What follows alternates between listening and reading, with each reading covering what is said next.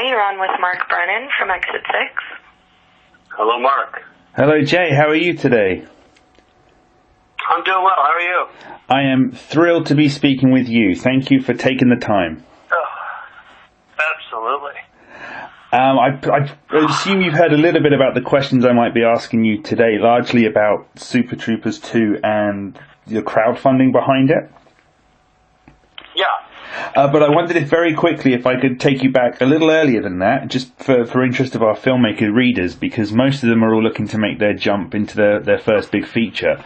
And I wondered if I could just quickly ask you what you guys were doing right before Puddle Cruiser and making that leap. You know, we were a sketch comedy group in New York City. I started the group back at Colgate University when we went to school, and then we graduated over 2 separate years, and then we reformed in New York City as Broken Lizard.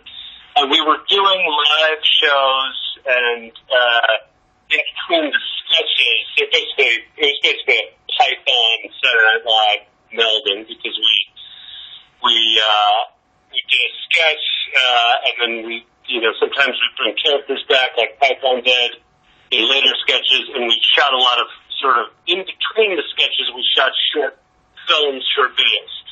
And those were really designed because our costumes were so elaborate that we needed time to change out of like a banana costume or a mermaid costume, whatever.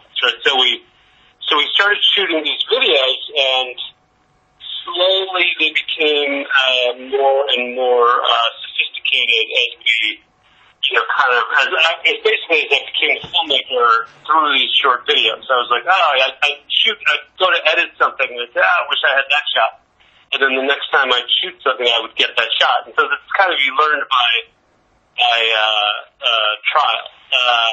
And so by the time, I made that first film, Puddle Cruiser, I decided to take a film class at NYU over the summer, and we made 5 silent films with real film, black and white, 16mm film. Mm-hmm. And so I did that, and kind of learned a little bit of the difference between video and film. And then, we one of the guys I met in that group, or in that class, he and I Broken Lizard wrote a half-an-hour film, and the two of us co-directed it. And then after that, we decided to make a feature film. And New York City at the time was really bustling with the whole independent film kind of revolution. I mean, it was all fueled by Miramax, really, but it was filmmakers were making movies. Like Kevin Smith made his Clerks for $40,000, and Eddie Burns made Brothers McMullen for, I think, $60,000, and Richard Linklater made Slacker for $110 or so, and all these films were getting into Sundance, and they were selling to Miramax or whoever, right? So we were there, and we were watching it happen, and we said, we think we can do that.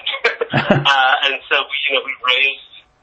we wrote a script, and picked the location based on a place we could get, and that would be, cheap, and easy, and we knew, and that was Colgate University where I went to school.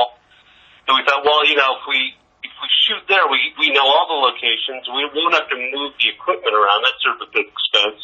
But we'll just shoot the whole movie at Colgate, and that's what we did. And we raised the money, we went back up there and stayed in our old fraternity house and took the crew up there, and I had an instinct as to what, where the camera should go and how to make a film. I mean, I kind of, I'd done it with short stuff enough that by the time we tried to feature, I felt, like maybe I would know how to do it. I mean, the truth is it was very tense, and I lost, I think, 15 pounds of stress.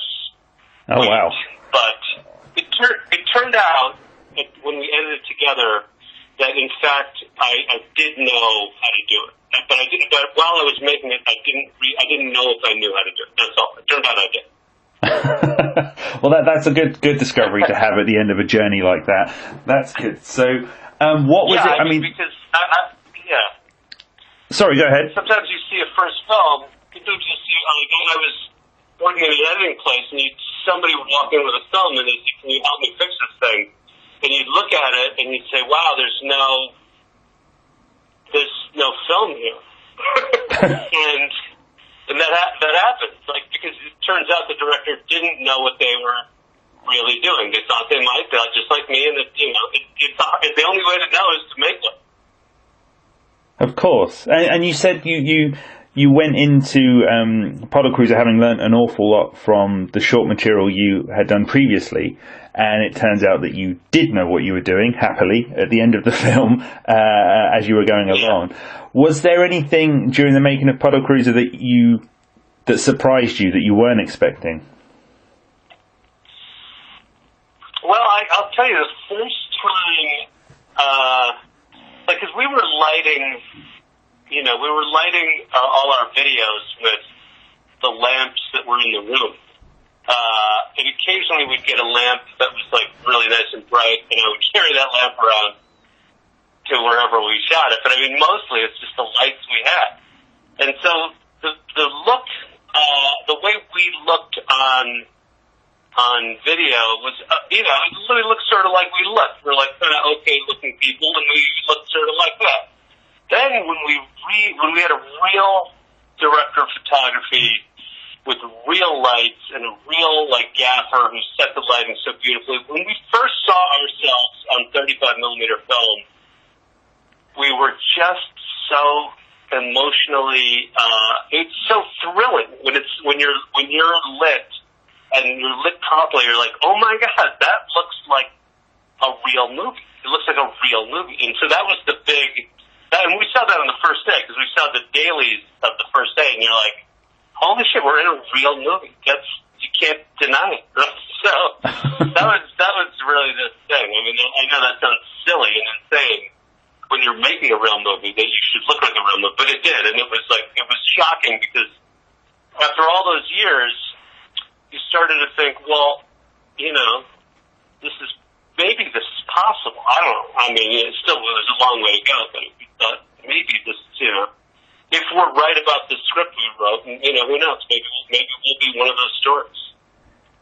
That's incredible. And then I guess with further escalation on top of that, then moving into Super Troopers next, what was the biggest step for you going from Puddle Cruiser to Super Troopers?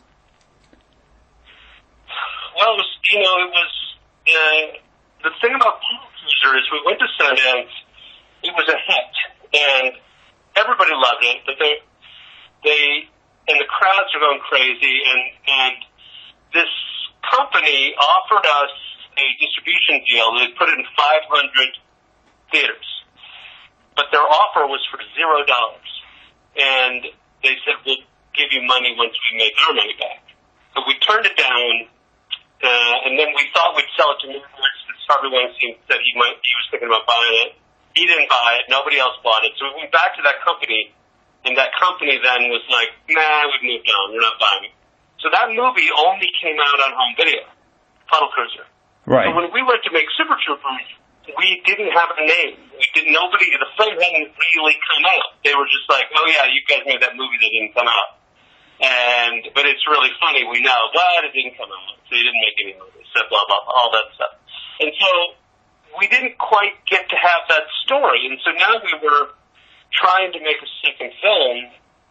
And, the first one, I think we had sold the home video and we paid the people back who funded it. That's fine. But when we were trying to get money to make the second film, nobody wanted to give us money because they're like, well, who's going to be in it? And we said, well, we are. And they said, well, who the hell are you? And we're like, we're the guys from Puddle Cruiser. And they were like, yeah, no, that movie didn't even come in. And so they were like, one guy said he funded the movie. Ben Affleck played my character's part.